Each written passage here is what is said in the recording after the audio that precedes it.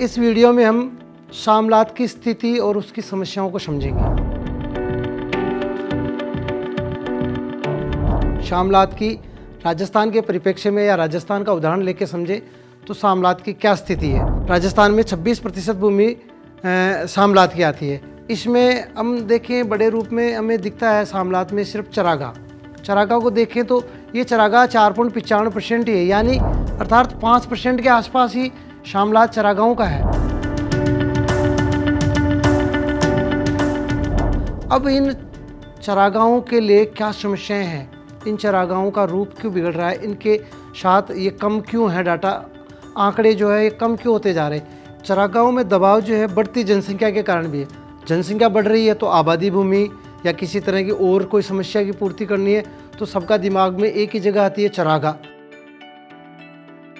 या आगे बात करें कारखानों की तो कारखाने कोई फैक्ट्री लगी है, कारखाना लगा है तो वो कहाँ लगना है, वो भी जहाँ खुली जगह दिखेगी वहाँ अलॉट कर देगी।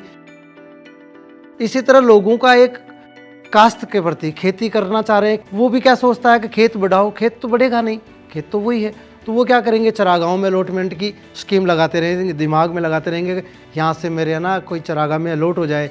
विकास योजनाओं के लिए भी अगर ज़मीन की ज़रूरत पड़ी तो लोगों की सोच कहाँ जाती है, चरागाह की ओर।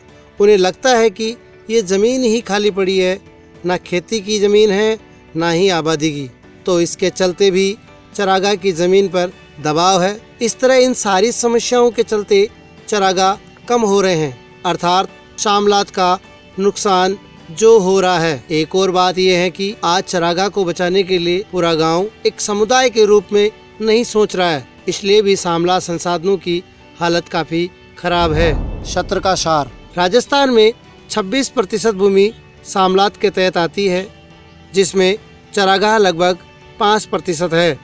बढ़ती आबादी चरागाह ज़मीन के सामने सबसे बड़ा संकट है।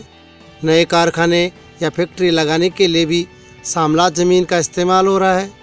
लोग खेती करने के लिए भी चरागाह की ज़मीन को अपने नाम पर अलॉट करवा लेते हैं। विकास योजनाओं के चलते भी शामलात ज़मीन पर दबाव बढ़ता है। गांव समुदाय भी चरागाह को बचाने के लिए पहल नहीं कर रहा है।